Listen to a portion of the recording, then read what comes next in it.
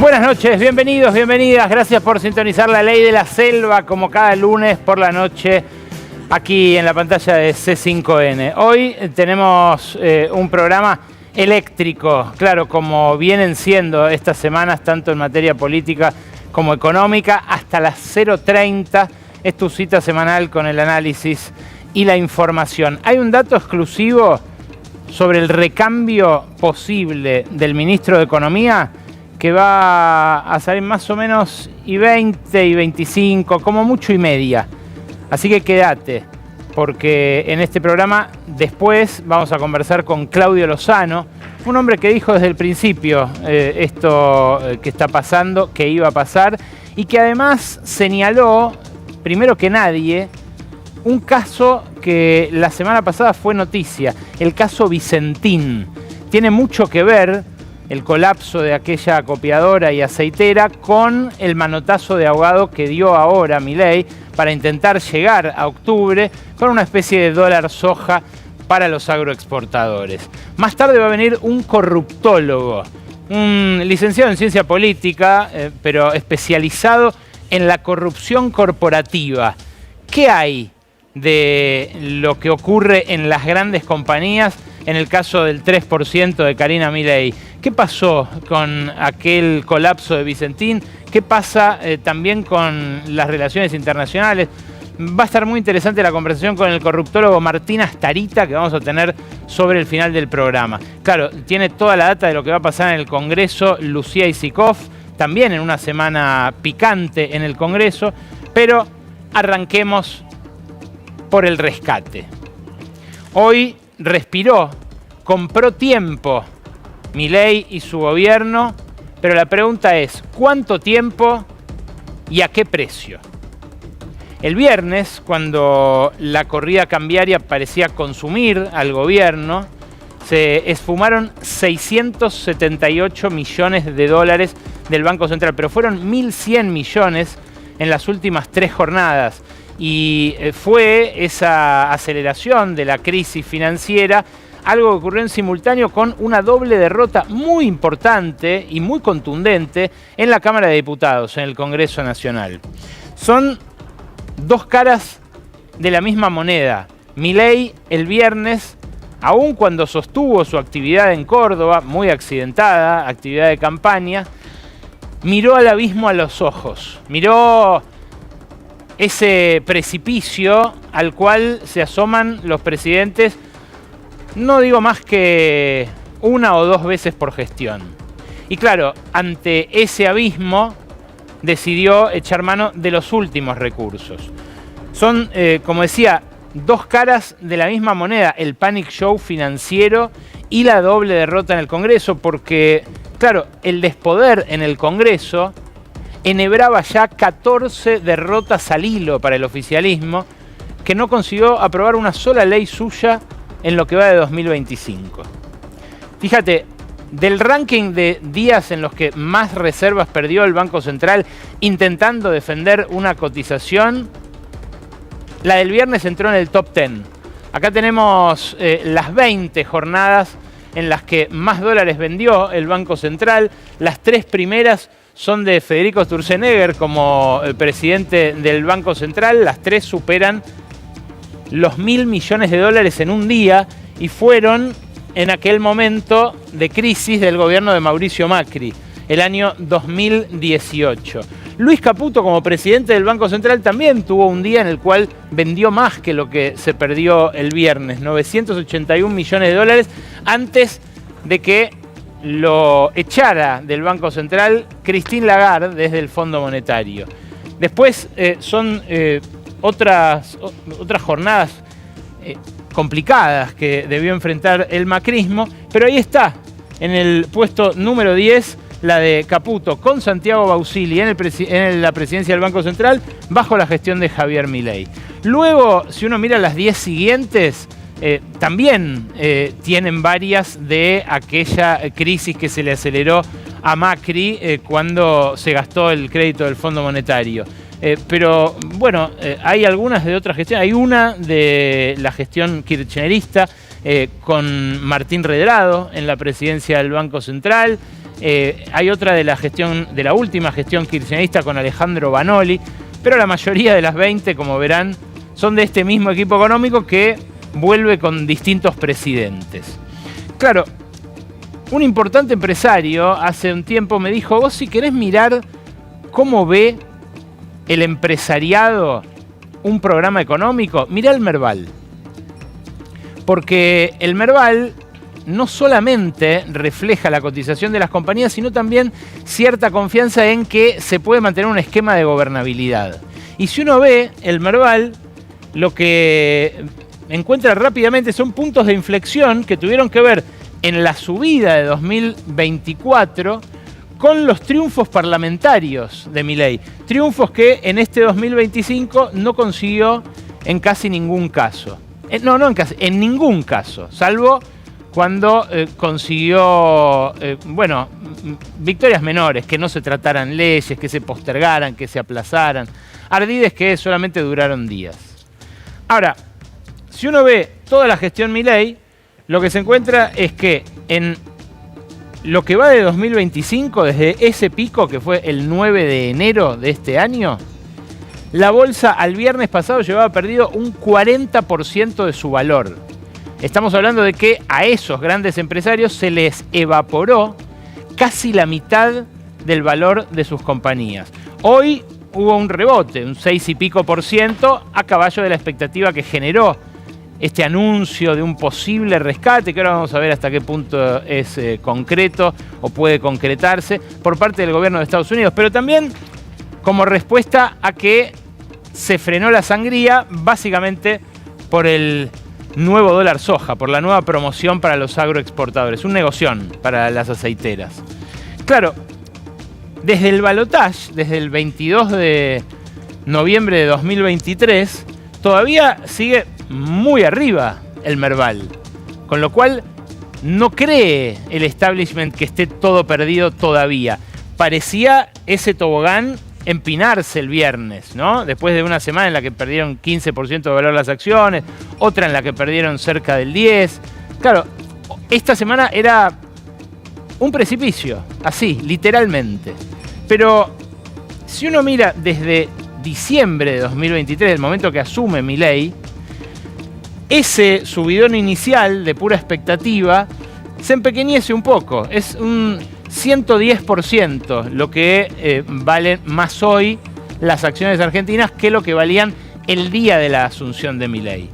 Y eso, también se replica en el riesgo país. El riesgo país, que superó los 1.500 puntos el viernes, hoy bajó abruptamente porque se recuperaron fuerte los bonos, bajó por debajo de los 1.100 puntos. Pero fíjense cómo estaba antes.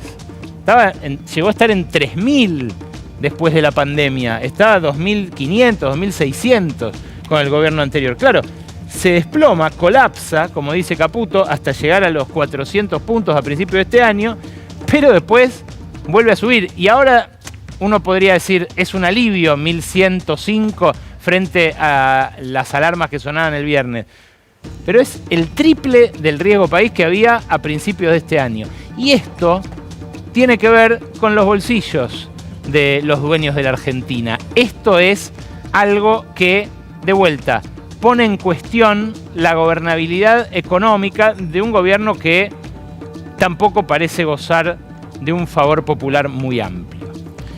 ¿Qué más se ve en estas circunstancias? Bueno, que las acciones de la Argentina se caen solitas porque todas las de los demás países de la región están volando. Es más, la semana pasada hubo una buena noticia de parte del gobierno de Estados Unidos, que fue una baja de la tasa de interés. Si Estados Unidos baja la tasa de interés, se hacen menos atractivos sus bonos, fluyen los capitales hacia los llamados mercados emergentes. Bueno, Argentina es la línea amarilla.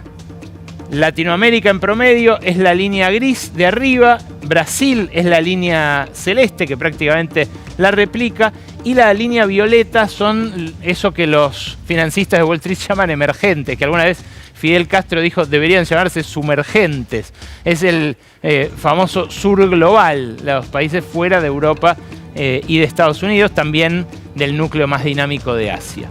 Claro, si Argentina tiene activos cada vez más baratos. Si las empresas y los bonos de la deuda en poder de los dueños se devalúan de una manera tan abrupta y un gobierno que viene supuestamente a representar los intereses de esos dueños, empieza a ver su boleto picado.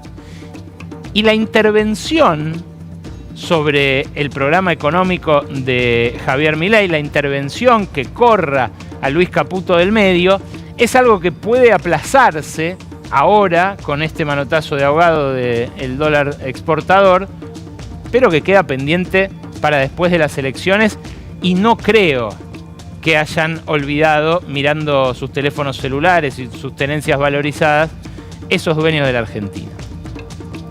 Claro, cuando uno mira, además, el crédito del Fondo Monetario, lo que dice es, ¿en serio le pueden dar más a Milei?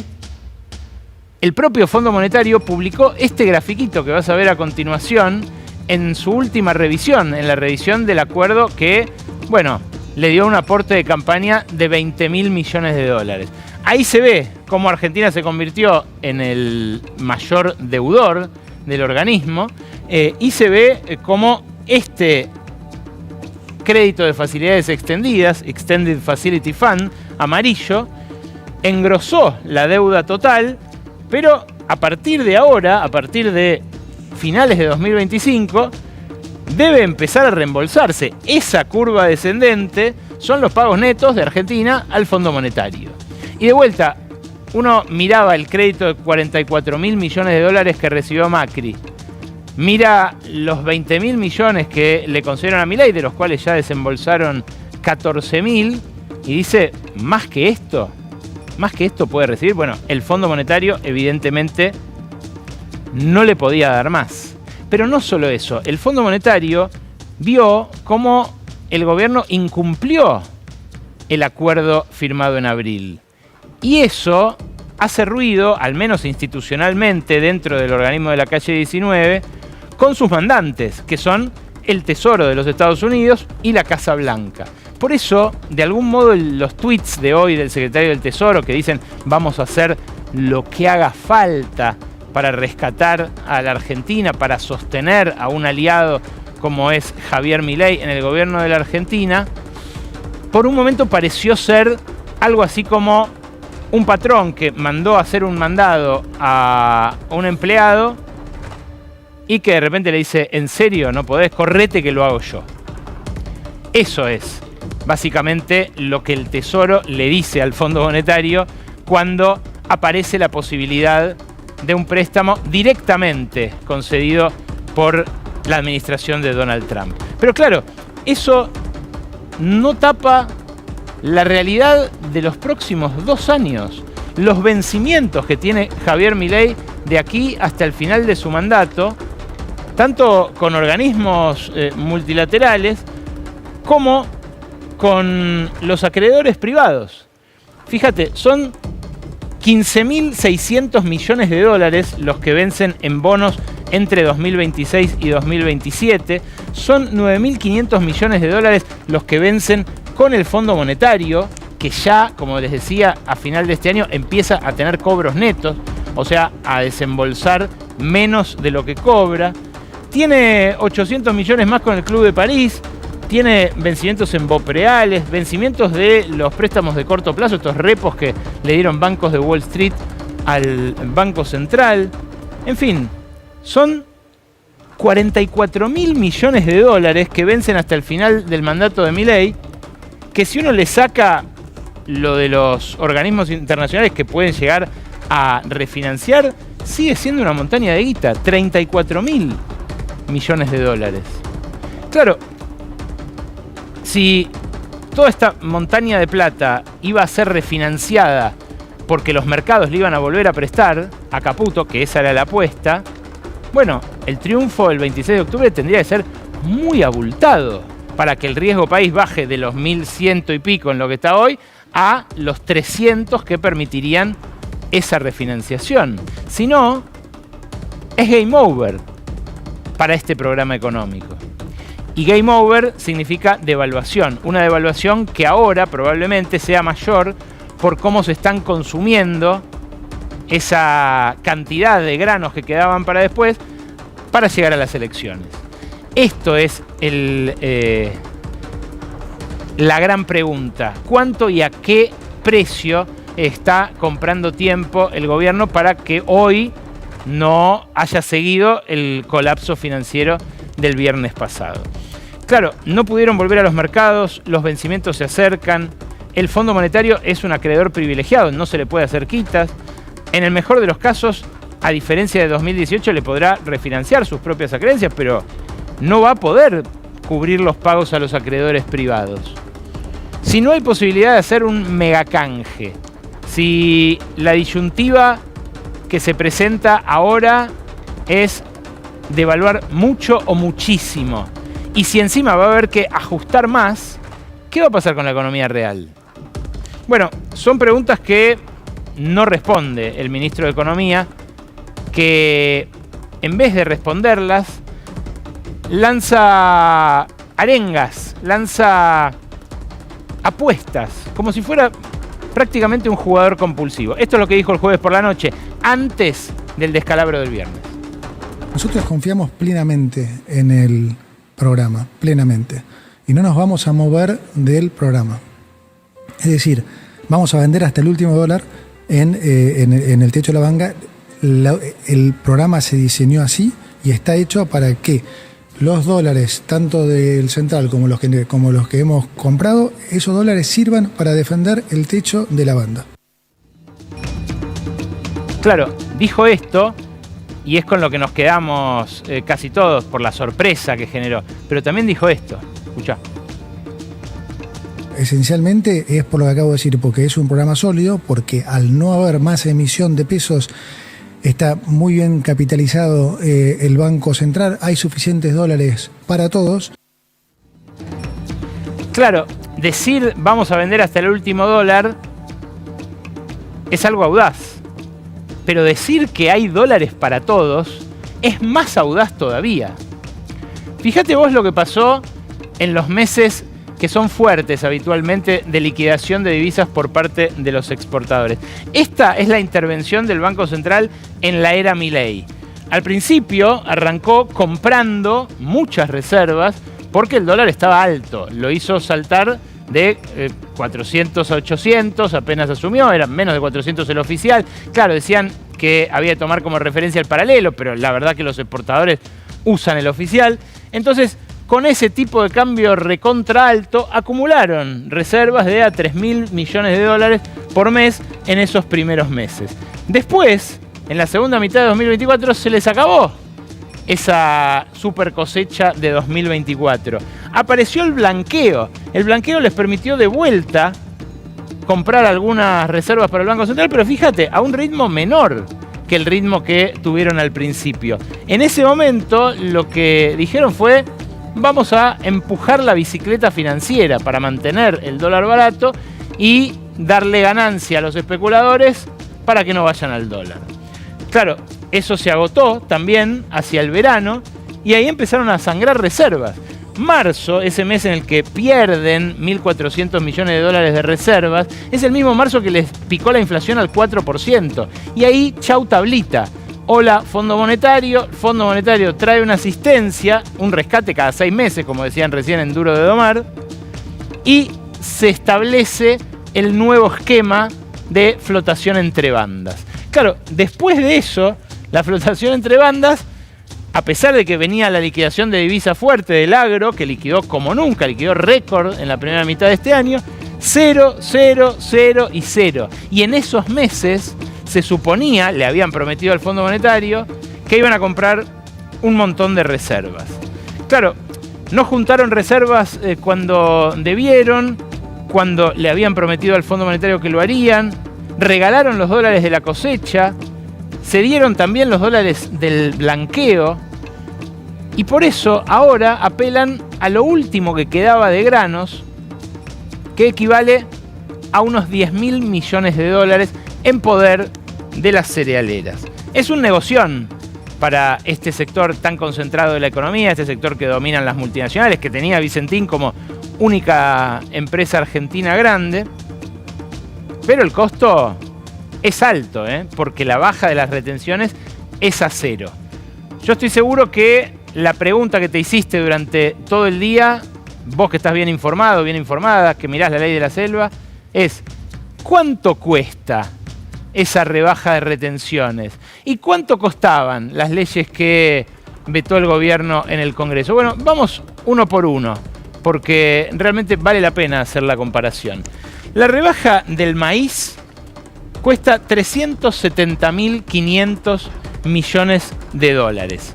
Eso es un poco más del doble de lo que costaría aplicar la ley Garrahan, la ley de emergencia pediátrica. Un poco más del doble, sí, 370.000 millones contra 133.400 millones, estimado por la Oficina de Presupuesto del Congreso. La rebaja de las retenciones a la soja, hoy vi que había algunas estimaciones que hablaban de 1.100 millones de dólares, otras de 1.400 millones de dólares. Bueno, si uno toma todo el grano remanente que hay y supone que una vez que liquiden los 7.000 millones de dólares que prometieron las cerealeras, se extiende el cupo y se llega a los 10.000 millones que se supone más o menos que hay entre los grandes acopios y los silos, lo que resigna el fisco es esto: 3.3 billones de pesos, o sea, 3.3 millones de pesos.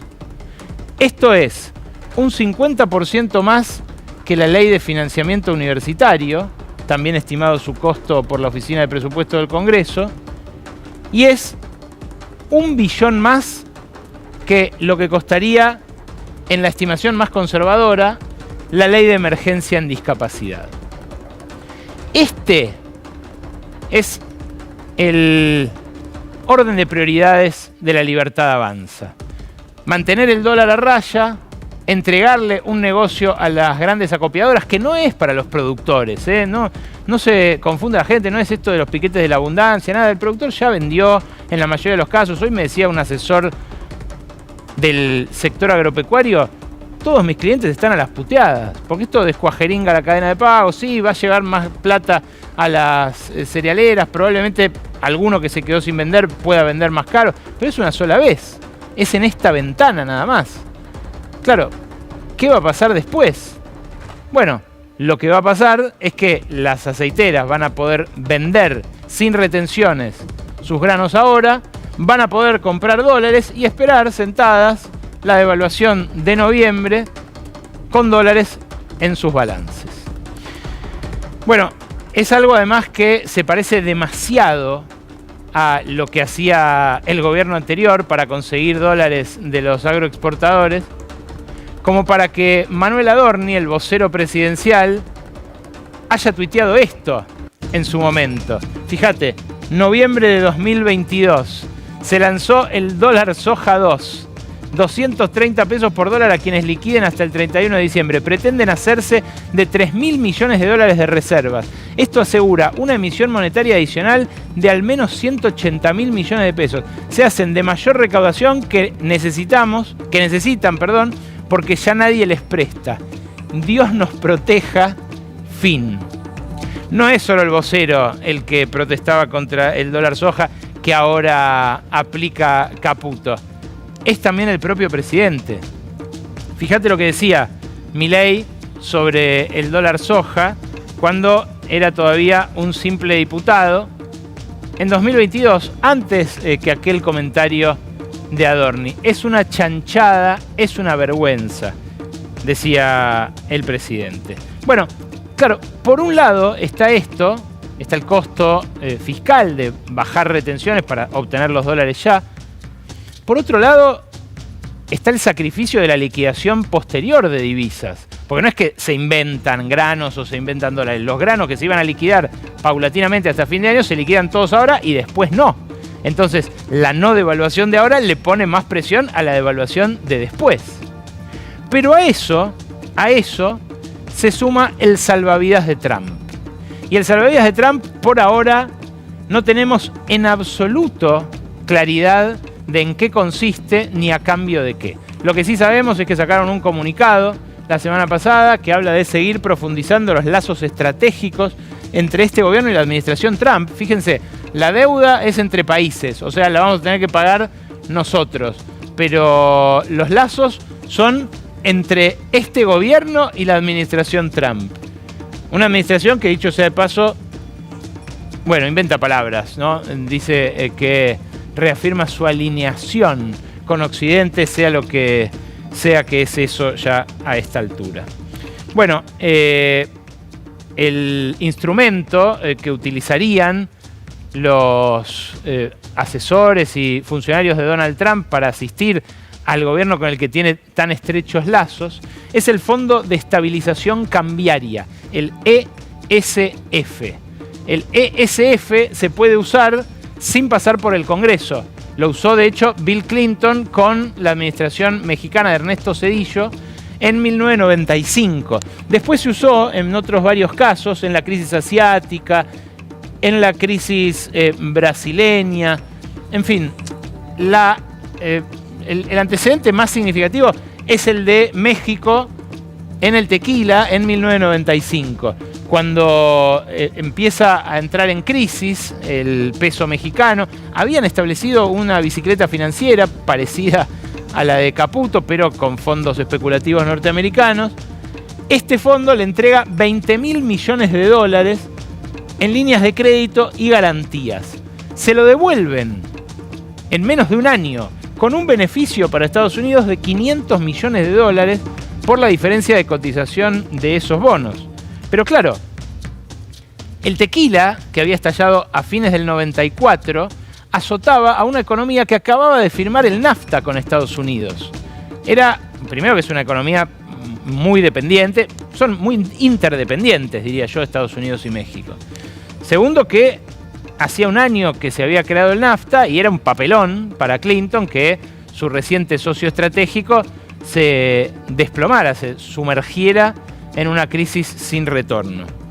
Entonces, cuando se empiezan a fugar los capitales de la bicicleta mexicana, este dinero en realidad va a rescatar a los financistas norteamericanos que habían ido a andar en bicicleta a México. También buscó cubrir a los que habían invertido en la economía real, a las primeras maquilas que se habían instalado también con capitales estadounidenses en la parte norte de México para proveer a Estados Unidos.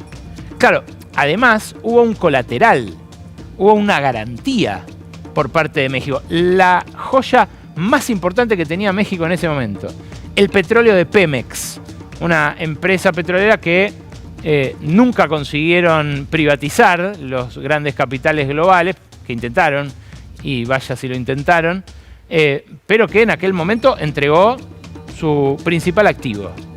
No se lo ejecutaron, México volvió a Pemex ese activo, pero la pregunta es, ¿qué colateral querrán de la Argentina? ¿Cuál es la garantía que exige ahora Donald Trump, un presidente muy transaccional, un presidente que, así como da, pretende recibir, y siempre pretende recibir más de lo que da, de la Argentina, de una Argentina que además está entregada, como les decía, con una administración que apuesta todo all-in a esa relación carnal con Estados Unidos, que rompió otras relaciones que la podían ayudar a sobrellevar la crisis, pero que además no movió ni un centímetro el labio cuando el designado embajador, que todavía no llegó a la Argentina, Peter Lamelas, dijo que su misión era ordenar a los gobernadores de las provincias para que no tuvieran más relaciones con China. Este fin de semana hubo un tour por la Patagonia que llevó adelante Heidi Gómez Rápalo, la encargada de negocios de la embajada estadounidense, que está a cargo de esa legación hasta la llegada de Peter Lamelas. Puede servir esta recorrida como pista para entender o para empezar a atisbar qué es lo que le interesa a Donald Trump de la Argentina. Porque compartió, por ejemplo, estas fotos de su visita a INVAP, la fábrica de reactores y de satélites barilochense, que es estatal mixta, que es un poco propiedad de Río Negro, un poco propiedad de la Universidad del Comahue. Claro, siguió la recorrida, incluyó también una visita al gobernador, Alberto Beretilnec, incluyó una visita con legisladores de los dos partidos a funcionarios de la Patagonia, de distintas provincias. Tenemos la foto con el gobernador, creo, porque me parece elocuente también de su avanzada en esto que dijo Lámelas que va a hacer. Ahí está la foto de Heidi con el gobernador. Y también, esto es especialmente interesante, la visita al Instituto Balseiro. Un instituto que, bueno, forma los físicos y los ingenieros nucleares, que está en crisis presupuestaria, que está viendo cómo se le escapan todos los profesores a universidades privadas, a otros centros de estudio fuera del país, y que además formó a Demian Reidel, un funcionario, el más excéntrico quizás de los funcionarios de Javier Milei, que también tuvo su paso por la administración Macri, y que cambió copernicanamente el proyecto nuclear de la Argentina. Abandonó no solo la construcción de Atucha 3, sino también del reactor modular que estaba desarrollando la Argentina, el CAREM, y dice ahora que va a hacer otros reactores más pequeños de 300 megawatts, que son justo los que quiere Estados Unidos que se hagan en el mundo.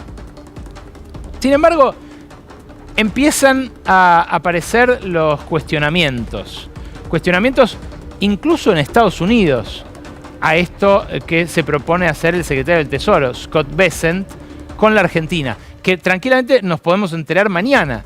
Infobae dijo el sábado que serían 30.000 millones de dólares los que entregaría este fondo. Hubo otras apuestas que tienen más que ver con lo que hay en el fondo. El fondo tiene activos líquidos por 22.000 millones de dólares.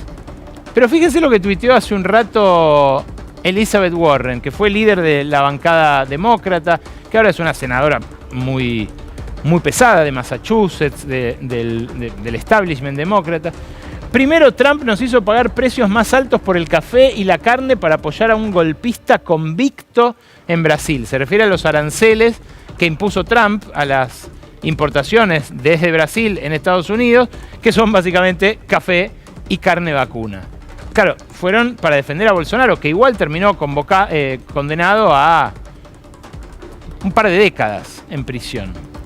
Ahora quiere que los contribuyentes estadounidenses rescaten a su amigo Milei en Argentina. Trump debería dejar de aumentar los precios para los estadounidenses y de regalar nuestro dinero a sus amigos corruptos. Claro, en Estados Unidos todavía se tramita la causa Libra, porque hay muchos damnificados allá, pero también llegaron los ecos de los audios de la Agencia Nacional de Discapacidad. El 3% para Karina se tradujo al 3% for Karina en Estados Unidos. Llegó eso tan elocuente, esa familiaridad con la corrupción que mostró Diego Españuelo, que además, dicho sea de paso, entraba como Pancho por su casa a la Quinta de Olivos desde que empezó la gestión. Y hablando de corrupción, justamente el hombre que yo les contaba la semana pasada quiere el Fondo Monetario como reemplazo de Toto Caputo. En estos últimos días apareció salpicado por un caso de corrupción monumental, del que vamos a hablar con Claudio Lozano en instantes. Sí, el caso Vicentín. No fue él directamente señalado por la Justicia Federal de Comodoro Pi, pero sí su principal colaborador, Lucas Liach. Lucas Liach, bueno, es, ¿cómo decir?, más que la mano derecha de Federico Sturzenegger. Y a Lucas Liach lo embargaron y le prohibieron la salida del país por haber entregado 300 millones de dólares desde el Banco Nación a esta empresa antes de su quiebra fraudulenta y antes también de que fugaran buena parte de esos millones de dólares a las cuentas de los Padoan, los Nardelli, los Bullati, los Gasse en guaridas fiscales alrededor de todo el mundo. Fíjate, este hombre que, insisto, tiene prohibida la salida del país, tiene embargados sus bienes, fíjate vos hasta qué punto es una especie de Santiago Caputo de la economía. No tiene designación formal, pero entra a la Casa Rosada con Sturzenegger para los momentos más importantes de la gestión. Esto es información exclusiva. Nosotros tenemos los registros de ingreso, tanto a la Casa Rosada como a la Quinta de Olivos, por los pedidos de acceso a la información que hicimos, y ahí se ve cómo entra como Pancho por su casa desde la primera reunión de gabinete, el 12 del 12 de 2023, Lucas Liach a la Casa de Gobierno. Fíjense, en diciembre llega a entrar 2 veces, ahí están quienes autorizan sus ingresos, vuelve a entrar en enero, no se tomó vacaciones, lo deja entrar Rolandi, actualmente empoderado por Guillermo Francos, lo deja entrar el propio Milei, lo deja entrar Pose cuando era al principio jefe de gabinete. En fin, las reuniones a las que acude son todas con Federico Sturzenegger. Reuniones donde se definen cosas importantes, donde el coloso, como le dicen a Sturzenegger, despliega su seducción sobre Milei. Dijo el propio Sturzenegger que con esos pilones de leyes para desregular le arrancó hasta gemidos de placer al presidente. Bueno, de todo esto fue testigo Lucas Liach, que siguió entrando y entrando y entrando a la Casa Rosada. Fíjense, autorizado por De Lorenzi, autorizado por Francos, por Milei, incluso a un brindis por el cumpleaños del presidente el 22 de octubre, donde también estuvieron José Luis Espert, cabeza de lista en la provincia de Buenos Aires ahora, y el propio Diego Spagnuolo, el hombre de los audios de Carina de la Agencia Nacional de Discapacidad, el hombre que iba a escuchar ópera con Milei todos los domingos. Claro, Lucas Liach no está nombrado como funcionario. Cobra un sueldo de la Fundación Universidad Torcuato Di Itela, donde da clases, pero evidentemente, bueno, pasa muchas de sus horas en la Casa Rosada. Ese cóctel de cumpleaños al que asistieron no más de 50 personas, también lo muestra en el cenáculo más íntimo del poder, junto, insisto, con Federico Sturzenegger, a quien en el Fondo Monetario querrían ver como el nuevo ministro de Economía. Lucas Liach es hijo del exministro de Educación de la Rúa, Juan Liach, y también de una Strugamú, yo no sabía esto, de Magdalena Strugamú Meriggi, parte de una de las familias más aristocráticas de la Argentina, sobrina nieta era ella de los dueños del Palacio Strugamú, prima hermana de Carlos Pedro Blaquier. En fin, uno pensaba que los Liach eran solo gente que viajaba en tren desde Olivos al centro, pero no.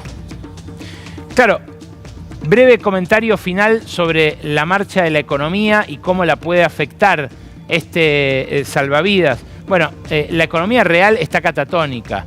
Lo que vimos, por ejemplo, en el informe sobre bancos el viernes es que la mora en las familias trepó a un récord histórico. Nunca hubo más mora en las familias, ni siquiera en la crisis de Macri, ni siquiera en la pandemia. Ese 5,6% es gente que no puede pagar ni al mínimo, que le suspenden la tarjeta, le cortan la tarjeta. Tarjeta que muchas veces usaron antes para comprar comida y que ahora ya no tienen más. Pero hoy salió esta encuesta de tendencia de negocios de la industria manufacturera, que lo que muestra es cuáles son las preocupaciones de los empresarios industriales. Fíjate, les preguntan a los industriales, a los dueños de fábricas, ¿cuál es tu principal quilombo? No hay energía, faltan materias primas, falta mano de obra, hay competencia. No, lo peor, dicen la mitad de los encuestados, dicen el problema es que no me compran. La demanda interna insuficiente. El segundo rubro de preocupación es la competencia de productos importados. Pero no es algo que se limite a las industrias. Fíjate lo que pasa en los comercios, fíjate lo que pasa en shoppings y grandes supermercados. También, el principal problema, lo que peor tienen los empresarios del comercio, es la falta de demanda, que no les compran, básicamente. Y claro, si las empresas industriales están en la alerta, si el 51% dice que los pedidos de sus clientes están por debajo de lo normal, bueno, ¿qué dólar hace falta? Porque esa es otra pregunta que se hacen en el mundo de la economía real.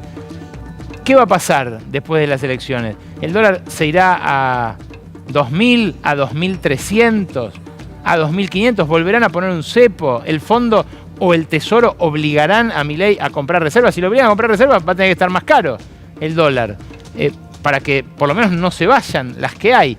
Ahora, ¿el dólar hoy está barato o caro? Esta es una cuenta que sacó Alejandro Banoli con dólares de distintos momentos de la historia reciente y no tanto. Fíjate, el promedio del frente de todo fue 1.548 pesos el dólar. El promedio del último tramo de Cristina, 1.451 pesos. Estamos hablando del dólar oficial en todos los casos. El promedio de la primera parte de Macri, 1.287 pesos. El promedio del 1 a 1, más barato que el actual, 1.074 pesos. Pero claro, uno mira y lo que le pasó a Macri cuando le estalló la crisis, que ahora le estalla más tempranamente a Milei, es que se le fue a 2.000.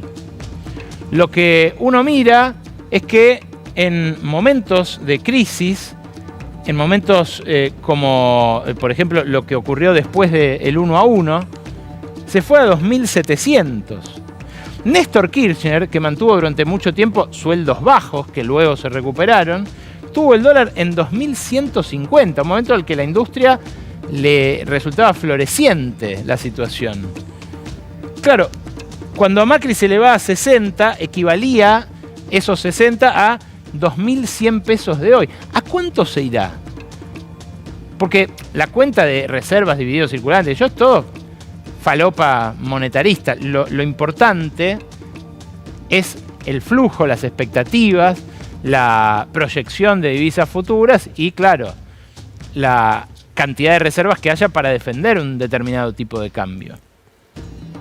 Claro, el dólar que surja va a terminar funcionando como un referee. Referee de ingresos, referee de inversiones, referee de sectores beneficiados y perjudicados. Pero hoy, en Mendoza, se vio la contracara de la especulación. Hoy se vio el abismo social en el que ya estamos metidos. Hoy lo que se vio en Guaymallén es una pueblada por un camión de carne que terminó en batalla campal entre los vecinos que querían saquear esa carne que terminó volcada en la ruta, y en represión con gases lacrimógenos y balas de goma por parte de una policía que intentó impedirlo. Esta imagen es muy 2001, pasó exactamente lo mismo en aquella crisis social. No hubo represión, en aquel momento dejaron hacer a la gente y recordarán ustedes la imagen de vacas siendo carneadas en el lugar, de medias reses trozadas prácticamente sobre la ruta. Bueno, ahora es esto lo que se vio. El ajuste y su impacto en una provincia, además, como Mendoza, bastión del mileísmo nacional.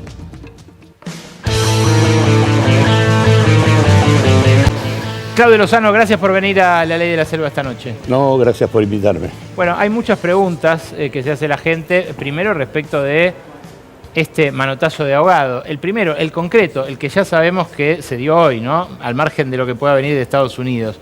¿Qué implica esta concesión a las grandes exportadoras de una retención cero, una ventana de retención cero por 40 días? Implica una de las primeras características que tiene siempre este tipo de modelos para ajustar, que es ampliar la desigualdad, y lo cual supone desfinanciar al Estado, permitiéndole mayor nivel de renta a la oligarquía que gobierna el agronegocio, y que supone además, además del desfinanciamiento, que estamos hablando de unos 1.500 millones de dólares, que se agregan a los 1.250 millones de dólares que ya les había rebajado hace aproximadamente un mes. Esa es tu cuenta, o sea, muy 1.500 más 1.250. Claro. O sea, estamos hablando de 2.750 millones de dólares. Estamos hablando de un puñado de familias que capturan esto en términos de renta, ¿no? Y multinacionales, ¿no? Exactamente. Entonces digo, sí, pero sobre todo de aquellos propietarios de la tierra. Ah, vos no decís las acopiadoras, las Sí, aceiteras. además, también. Es que los que las tienen hoy, esas divisas, esos granos, ¿quiénes son? Esos granos lo tienen ellas, sí, efectivamente. Bueno, no, también tienen los productores. Los productores tienen para vender. Así A mí me dijeron que poco, pero bueno, básicamente el sector es el que embolsa, ¿no? Sí, pero digo, eso cuando hablamos de 1.500, 1.250, estamos hablando de, no sé, 12 años de financiamiento del Garraham, Claro. ¿no? Estamos hablando de un año de financiamiento a las universidades, para poner cosas que tienen que ver. Hablamos de, no sé, casi un 20-25% de aumento a los jubilados. Pero además de esto implica, al bajar las retenciones a cero, en un conjunto de productos que forman parte de la dieta alimentaria, un impacto en precios que va a pegar en la canasta de alimentos. ¿Cuándo crees que va a pasar eso, Claudio? ¿Ya? Y es casi inmediato. Porque hoy, primero el anuncio fue para Acá los ya granos. venías. O sea, pasamos de alimentos en 0,5, Sí. alimentos en 1,5, Sí. ¿no? Con todas las turbulencias que hubo. Y ahora, la baja de retenciones le da otro toque.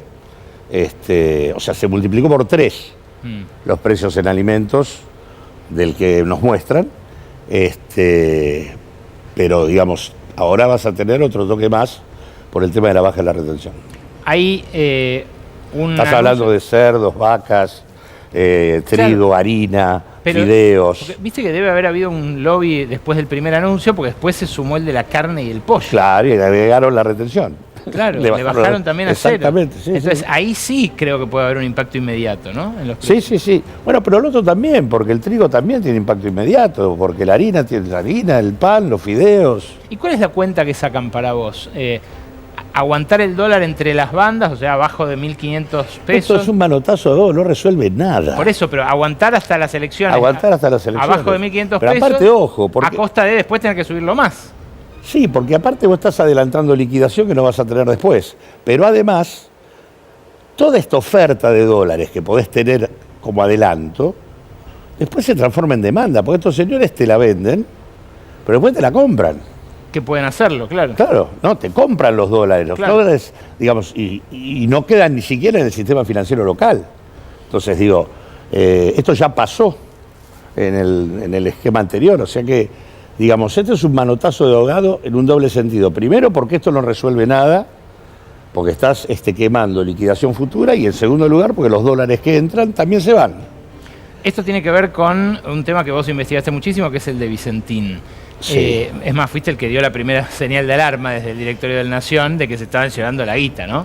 5 años después de que me senté por primera vez con Policitas para darle buena parte de las cosas que dice en su informe, nos encontramos con un avance judicial. Qué casualidad, ¿no? ¿Por qué se dio ese avance ahora para vos?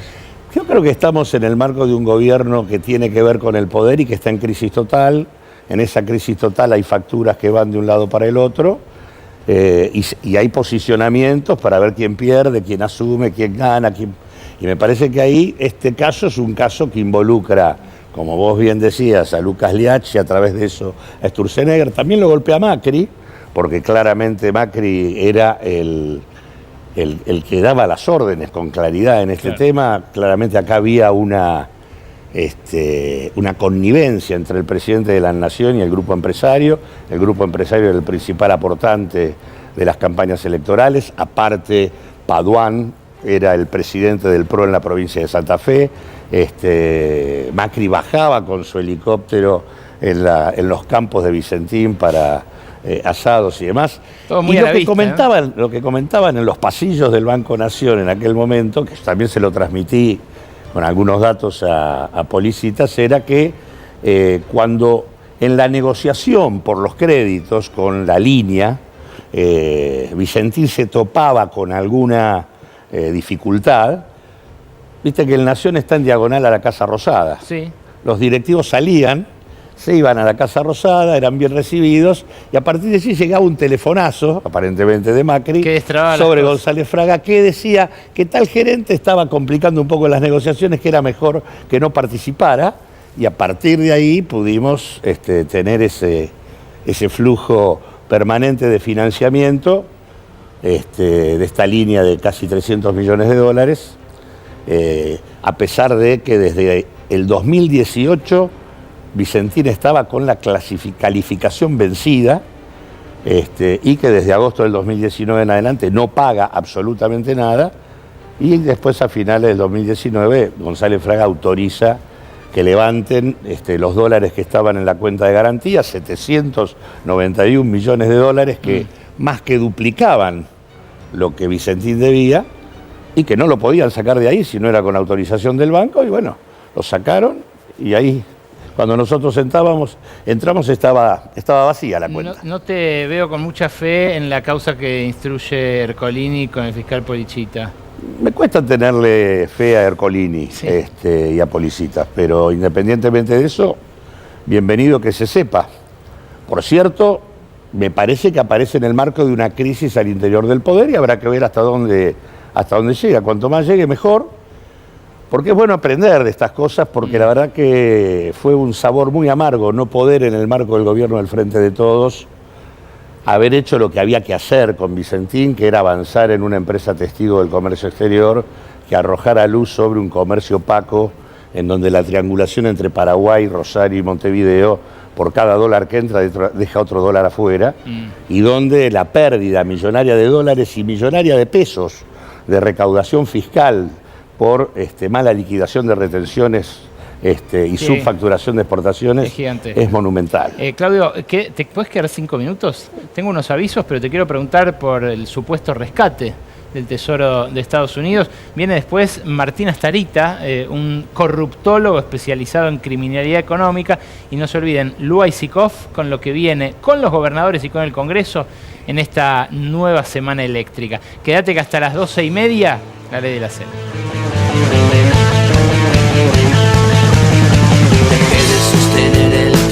Seguimos con Claudio Lozano, que, venimos de conversar sobre el caso Vicentín, pero sobre todo sobre la decisión de apelar a los granos remanentes para intentar llegar a octubre sin devaluar.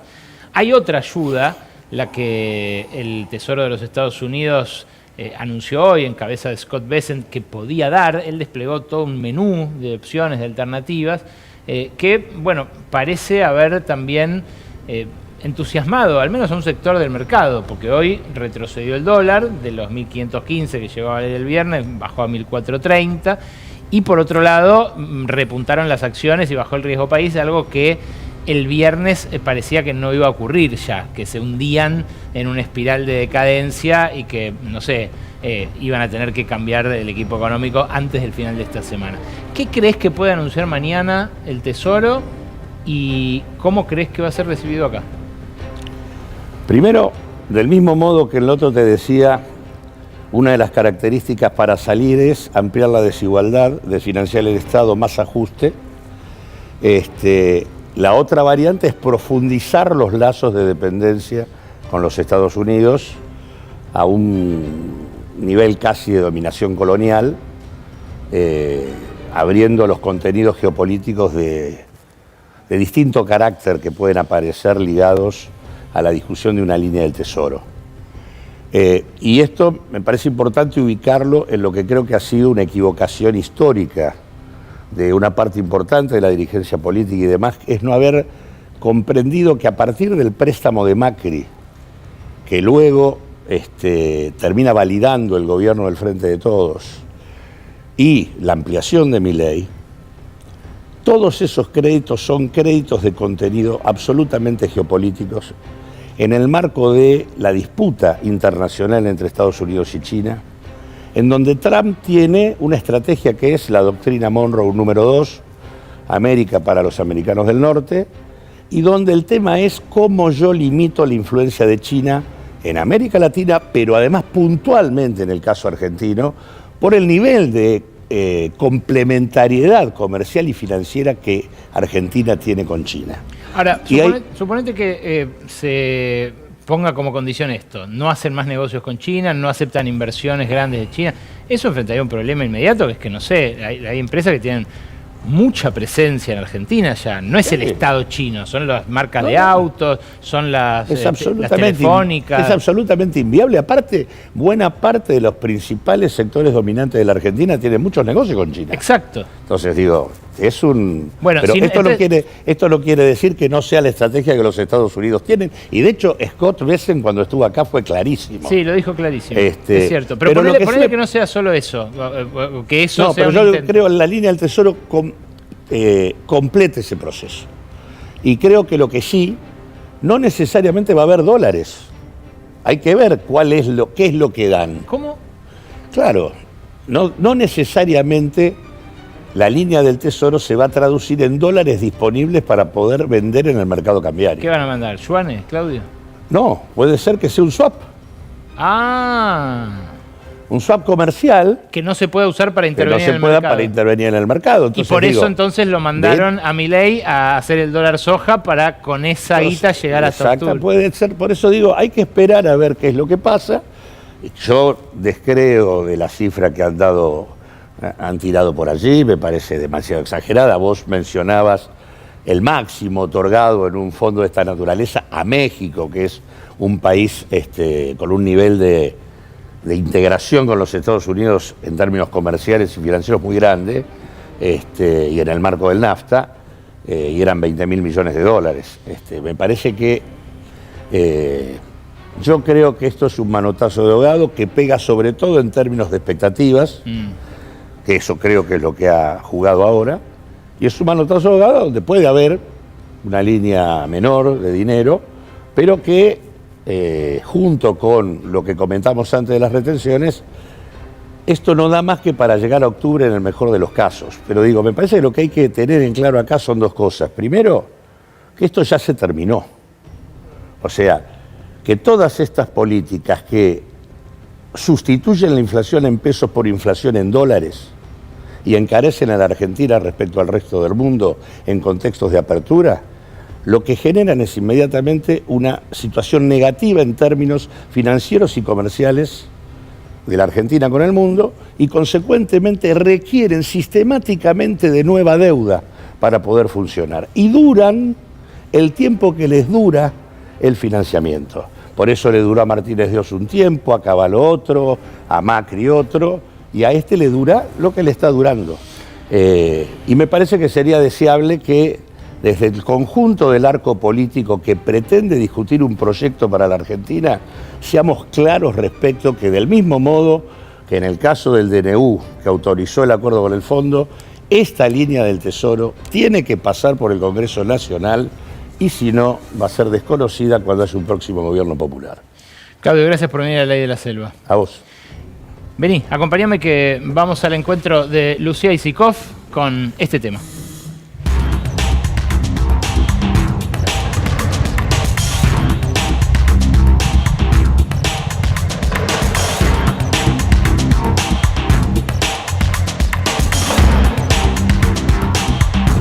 No solo tiene que comprar tiempo, Milei tiene que comprar también gobernabilidad. Y se la tiene que comprar a estos señores. Bienvenida, Isikoff, buenas noches. ¿Qué tal, Ale? Bueno, muchísimo más látigo que chequera en la primera parte del gobierno de Milei.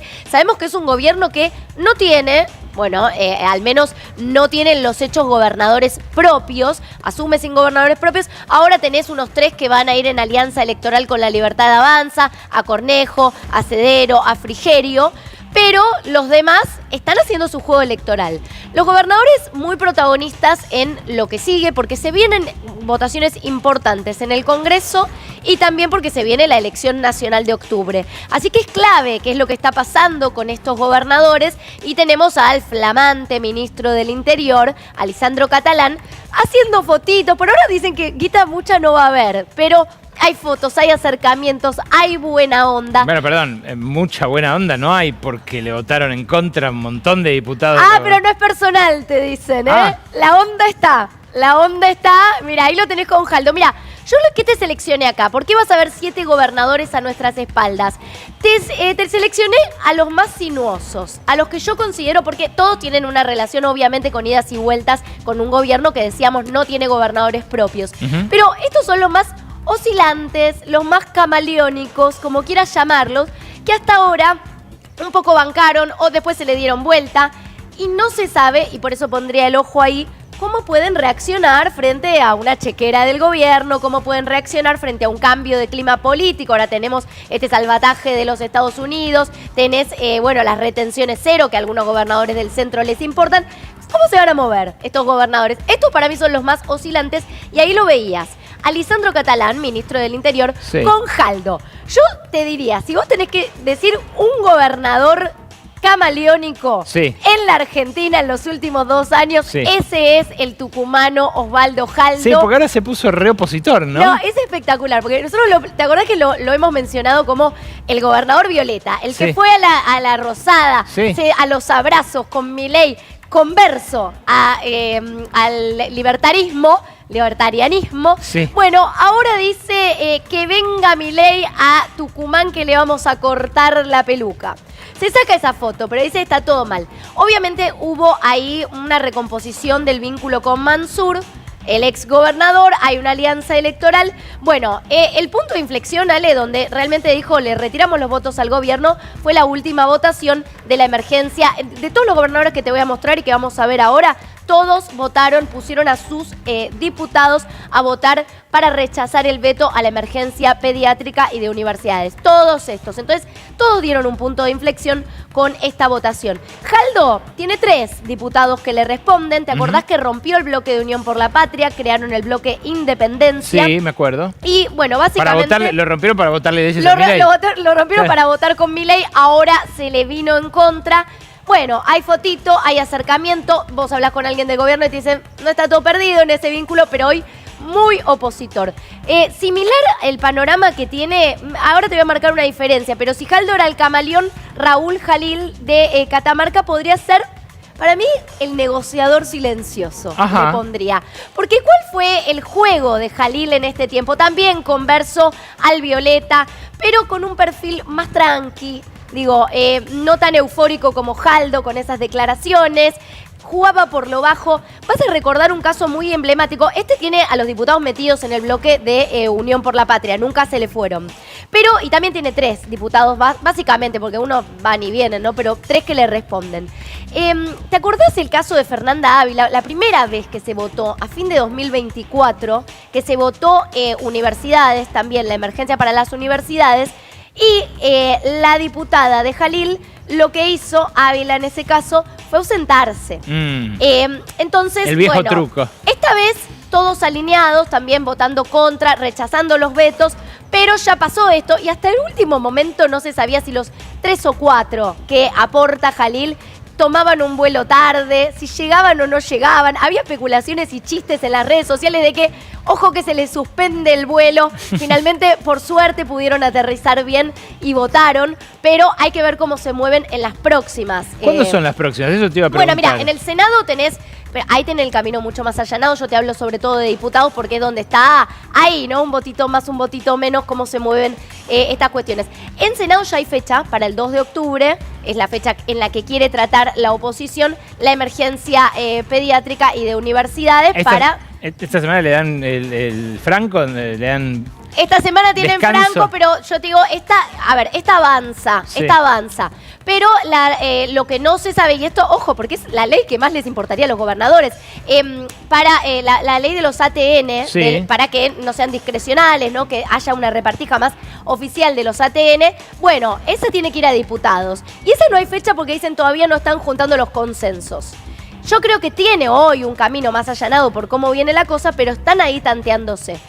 Voy más rapidito, Ale, los que me quedan. Sí, pero a ver. Me interesa la agenda también. O sea, esta semana entonces no hay instancias Esta semana, cruciales. tranqui, no hay instancias cruciales. Se está tratando en comisión para el tema para cambiar la forma en que pasan los DNU, que ahora nosotros, bueno, el presidente saca un DNU y rige, bueno, ahora vas a tener que, si esta ley sale, si esta ley avanza, que recién se está tratando en comisiones, bueno, la cuestión va a ser que sea aprobado, avalado por las dos cámaras en 90 días el plazo, y si no se cae, se cae el decreto. Así que eso lo mira con atención el gobierno también, pero todavía, bueno, está más verde.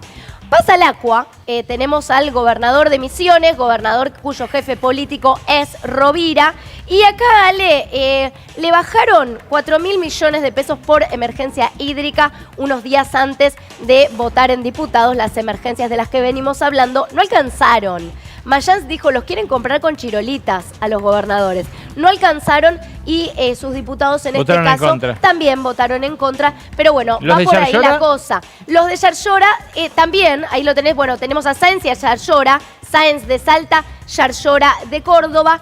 Todos estos, como te digo, alineados con este tema. Ahora, distintas cuestiones, ¿no? Porque a Sáenz lo tenías, bueno, cantando Arjona en un auto con Sergio Massa, pasó a también ser un gobernador pintado de violeta, pero le armaron un partido y le ganaron la capital. En la capital salteña le jugaron el que muy mal los libertarios en su provincia, y acá también lo recibió a Catalán.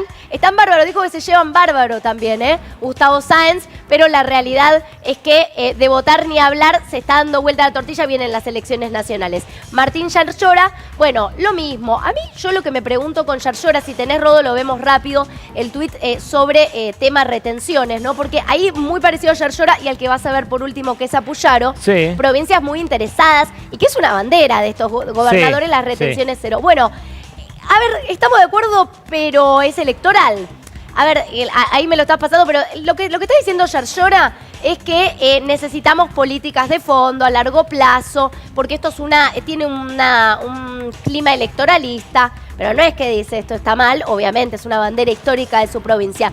Depende cómo lo quieras leer. Tanto Yarlora como Puyaro no es que salieron a aplaudir la medida, pero en el fondo la bancan. Bueno, ¿cómo puede repercutir en sus provincias? Sube la imagen de Milei, es lo que todos estos están midiendo. Beretilnec también, bueno, en este caso menos gravitante porque tiene un solo diputado que le responde directamente, pero también juego completamente pragmático, localista, provincial. Un día vota una cosa, un día vota otra. Ahora, todos estos en la última semana, con la crisis fuerte del gobierno, se mostraron, bueno, muy opositores. Las declaraciones, de verdad, la voracidad de los gobernadores, yo creo que sorprendió a más de uno, porque venían en un diálogo mucho más amigable con el gobierno. Bueno, se dieron vuelta. ¿Cómo sigue esto? ¿Retenciones incide o no incide? ¿Cómo sigue para las próximas votaciones? Miremos a estos 7 y veamos qué pasa. Le vamos a poner un ojo, Lu, gracias por esto. Vamos al humor, vamos a Mayonesa TV con Prado y Garavito, y me siento a hablar de corrupción con Martín Astarit.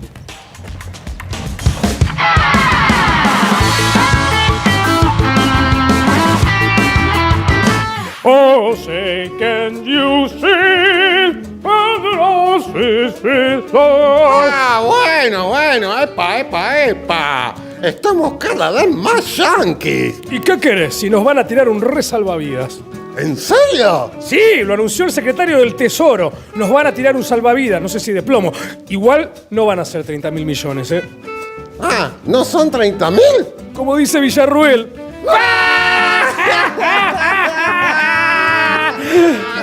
No entiendo.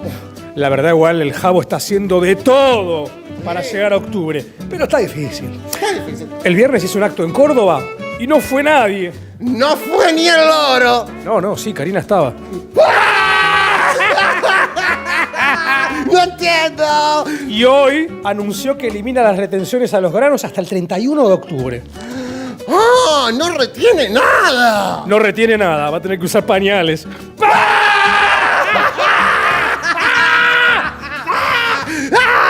¡No entiendo! Bueno, algunos se quejan igual porque, por un lado, eliminó las retenciones al campo. Sí. Y por el otro, dice que no hay plata para los discapacitados. Sí, es raro. ¿Qué es lo raro? Si también eliminó las retenciones para los discapacitados. ¿Cómo es eso? Y claro, Karina no se lleva más el 3%.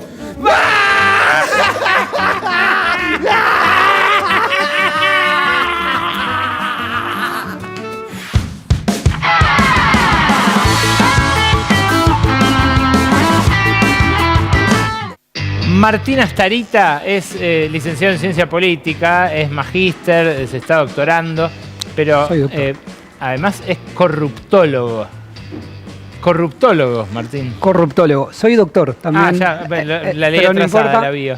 Soy corruptólogo, algo raro acá en la Argentina quizás, pero que en otros países está más presente la figura del corruptólogo, si se quiere. Bueno, me interesa hablar de corrupción con vos, con un corruptólogo, porque la verdad, lo que ha dicho el gobierno es que venía a desterrar la corrupción.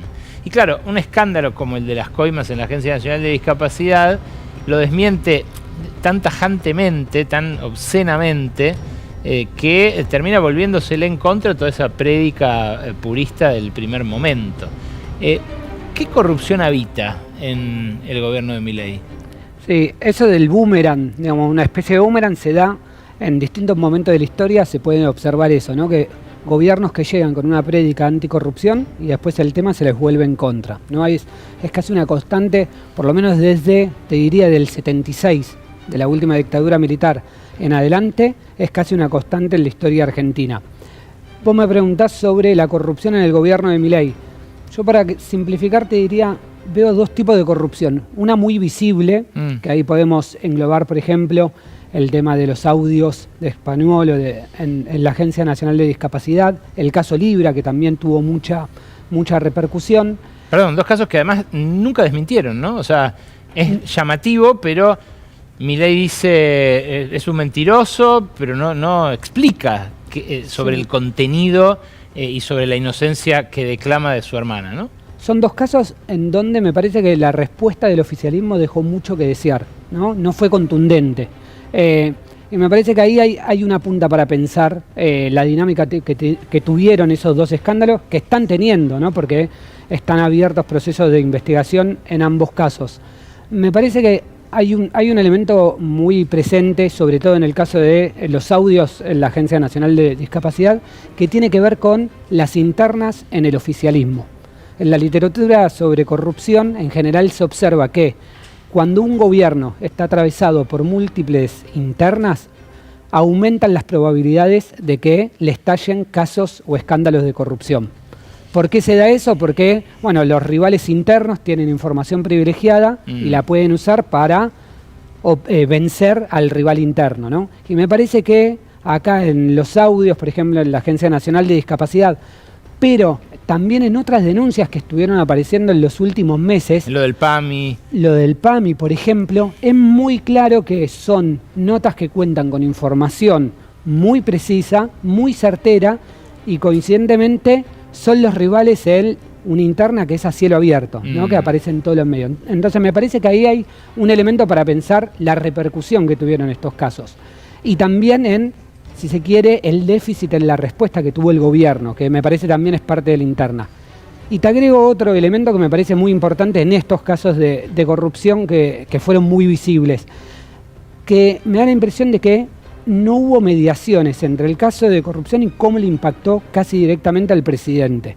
Y eso me parece que también está relacionado con las características de la organización partidaria en la que se respalda el presidente. Que no hay fusibles, no hay cuadros medios, no hay... Digo, yo cuando venía para acá pensaba un caso en comparación para irnos de la coyuntura local. Por ejemplo, en Brasil, Lula tuvo muchos casos de corrupción durante su presidencia y después, que le costaron a algunos muy caros. Pero, por ejemplo, el Mensalao fue un escándalo de corrupción que tuvo en la primera presidencia. Ahí una buena parte del PT se le diezmó por ese caso de corrupción, pero no llegaron directamente a Lula. Vos me podrás decir, bueno, Lula terminó preso. Está bien, pero costó mucho llegar a la figura de Lula e incluso después esa decisión se revertió porque fue un proceso poco transparente, amañado y demás. Entonces me parece que acá hay pocos fusibles, poca estructura partidaria que funcione como amortiguador. Perdón, vos ahí estás partiendo de la base de que los gobiernos, cuando manejan grandes sumas de dinero y compran grandes volúmenes, en este caso de medicamentos, chorean todos, que en algunos casos se descubre y en otros no. Yo creo que la corrupción trasciende fronteras, trasciende los colores políticos, encontrás siempre. Lo que puede cambiar, me parece que ese es otro punto interesante para pensar la corrupción, es que no todos los gobiernos tienen las mismas formas, los mismos patrones de corrupción. Para quedarnos en el caso actual de Milei, yo lo que encuentro como regularidad en la historia reciente argentina y en otros países es que gobiernos de corte neoliberal, libertarios, pongamos la etiqueta que querramos, en general llegan con una prédica anticorrupción muy centrada en el Estado, en el comportamiento de los funcionarios públicos. Pero a poco de andar, en general encontramos causas de corrupción, escándalos de corrupción que tienen al sector privado, a los grandes grupos económicos como actores protagonistas. Se los suele señalar menos o incluso casi nada a los corruptores, ¿no? En un acto de cohecho, por ejemplo. Sí, en general el sector privado queda como en un cono de sombras, ¿no? Eso a nivel mundial ahora está cambiando, digamos, en los 90 estaba todo muy centrado, la agenda anticorrupción a nivel internacional estaba muy centrada en el comportamiento de los funcionarios públicos, en el Estado. Los programas anticorrupción funcionaron muchas veces como argumento legitimador de las reformas neoliberales, de privatizaciones y demás. Ahora eso se revirtió, pero este gobierno me parece que tiene una agenda muy anclada en esa época, ¿no? Donde la causa de todos los males es el Estado. Y por el contrario, yo creo que desde diciembre de 2023 hasta esta parte se dieron un montón de situaciones de una fuerte imbricación entre el poder económico y el poder político. Bueno, además vimos cómo los dueños de la Suiza Argentina, por ejemplo, impedían el accionar de la justicia ostensiblemente, ¿no? Se escapaban de los oficiales de justicia, tiraban los celulares, después les entregaban uno y decían no tengo la clave o se me trabó. También eso muy obsceno. Es medio obsceno, habla quizás de la impunidad, de la diferencia en el trato, ¿no? Del poder judicial, del poder de la policía frente a distintos sectores. Me parece que ahí hay un punto. Yo creo que para pensar, digamos, la trama de potencial corrupción que puede tener este gobierno, porque también hay que hablar de eso, ¿no? De esto lo tiene que determinar la justicia, pero digamos, en el análisis a mí hay un concepto que me gusta mucho, que ahora está bastante en boga a nivel mundial en la agenda anticorrupción, que es el de captura del Estado. ¿Qué ¿no? quiere decir eso, Martín? ¿Qué quiere decir captura del Estado? Bueno, se habla de captura del Estado cuando determinadas personas, empresarios, grupos económicos tienen la capacidad para moldear, por ejemplo, las normas de un país en beneficio propio, cuando incluso manejan resortes del aparato estatal para implementar ese marco normativo a su favor, cuando definen el modelo económico, cuando fijan el rumbo político, ¿no? Es un concepto que, por ejemplo, el Fondo Monetario Internacional, uno de los socios, digamos, de Milei, sí. Bueno, le presta mucha atención al tema de la captura del Estado porque dice que es una corrupción institucionalizada, corrupción estructural y que es la forma más gravosa de corrupción. ¿Vos definirías como captura de Estado, por ejemplo, lo que ocurre cuando un equipo de financistas de JP Morgan van y toman el quinto piso del Palacio de Hacienda? Entre otras situaciones, digo, el gobierno de Milei se integró por muchos funcionarios que hasta el día anterior estaban ocupando puestos importantes en las empresas. Bueno, pero el de Macri también. El de Macri también, yo creo que es un fenómeno, la captura del Estado, que es a nivel mundial, que se venía dando con anterioridad, digamos, no es exclusivo de un gobierno, pero creo que en esta gestión se lo llevó, digamos, se exacerbó ese fenómeno. Hay una frase de Milei que yo me acuerdo siempre y que me parece que resume un poco qué es el espíritu de la captura del Estado. Él en septiembre de 2024 dijo ante la Unión Industrial de Argentina: venimos a achicar el Estado para agrandar los bolsillos de los empresarios. Me acuerdo. Me parece que eso es tremendo, digamos, de por lo gráfico, ¿no? Y ahí te comento esto, que también me parece importante, porque la captura del Estado genera problemas de desigualdad económica, genera también problemas de erosión en la legitimidad de la democracia. Pero hay otro punto que me parece que es importante, que él en esa frase dice: venimos a agrandarle los bolsillos a ustedes, a los empresarios. Yo no sé si se cumplió esa meta, por lo menos en todos los empresarios. ¿Por qué digo esto? Porque la captura del Estado, cuando vos introducís a empresarios a manejar distintas áreas del Estado, ¿qué pasa con la coherencia del Estado, por ejemplo? ¿Qué pasa con la competencia entre los capitalistas. Claro, se la quedan ¿no? ellos. Bueno, ahí hay un problema. Digo, el capitalismo históricamente, ¿a qué recurrió para gobernar? Recurrió a una burocracia profesional, digo, el modelo beberiano más tradicional. Bueno, por algo lo hizo, ¿no? En general no metía a los propios empresarios a gestionar los asuntos públicos. Qué interesante, Martín. Bueno, se me acabó el tiempo, pero vamos a seguir conversándolo en otra ocasión. Sé que estás escribiendo un libro también sobre corrupción en la dictadura, así que lo espero ansioso y Ya lo vamos a tener. Y ya lo conversaremos. Es Martín Astarita, corruptólogo, que nos enseñó este concepto, el de captura del Estado, y que además, caracterizó la corrupción mileísta en todas sus aristas. Es algo que evidentemente pesó en la elección bonaerense y que creo yo va a pesar también en la de octubre. Vamos a ver en qué grado. Gracias, Martín, por haber venido. Gracias a vos. A ustedes los espero el próximo lunes, como siempre, a las 11 y hasta las 0:30, aquí, en La Ley de la Selva. Chao.